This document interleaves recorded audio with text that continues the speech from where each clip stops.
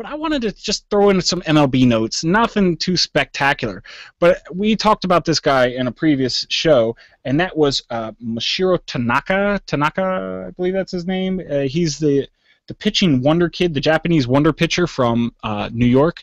And now this guy was signed for some outrageous $155 million contract, and that was not even including the $50 million the Yankees had to pay just to talk to the guy. And he started out 6-0. So that's not too bad. He just pitched his first shutout. I believe it was about an 8-inning shutout, and so he's already that many shutouts.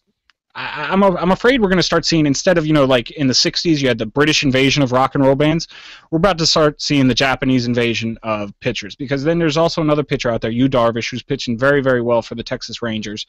I believe, he just was a third of an inning away from a no-hitter, and David Ortiz from the Boston Red Sox knocked him out of it. So, I mean, these Japanese pitchers are doing really well. After the debacle that was Daisuke Matsuzaka for the Boston Red Sox, it just seems like everybody coming out of Japan has been gold. So, it looks like this might be a trend for the future.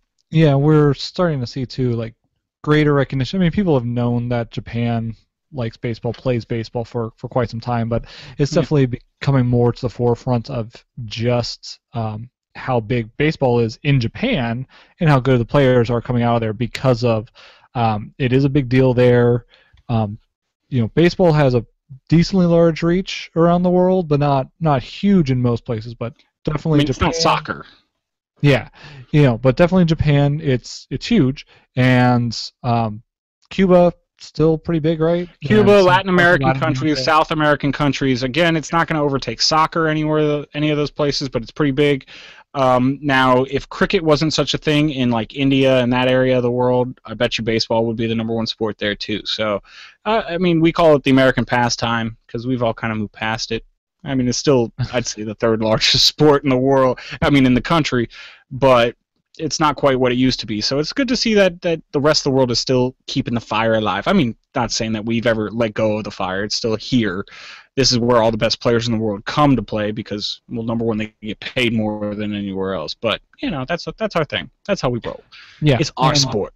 And like I was saying, with Japan, they do play football somewhat. They do have basketball, the other big sports that we think of in that group. But baseball, as far as I'm aware, is by far the biggest of them there right now, of those sports. And I think it should be even bigger than soccer there as well.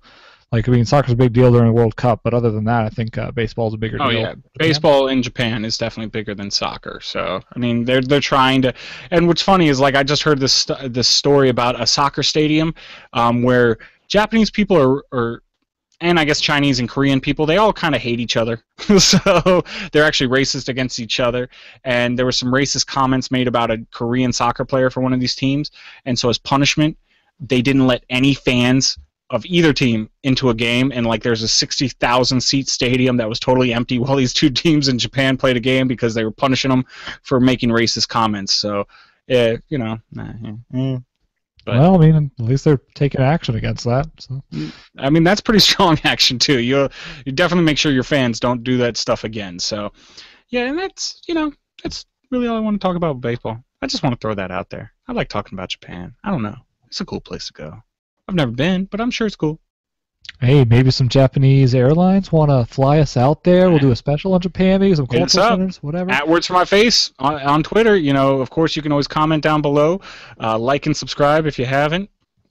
Yeah, especially if you're a Japanese airline, because what better thing to subscribe to for a Japanese airline than Words for My Face? We will plug you every show. I promise you that. So just for subscribing or for actually giving us some tickets? I think we need those tickets in hand. Well, tickets would be nice. If you subscribe, I'll still plug you. I mean, come on. Come on, we got what? 7? Let's go for 8. Hey! Yeah! But yeah, so yeah, that's the basic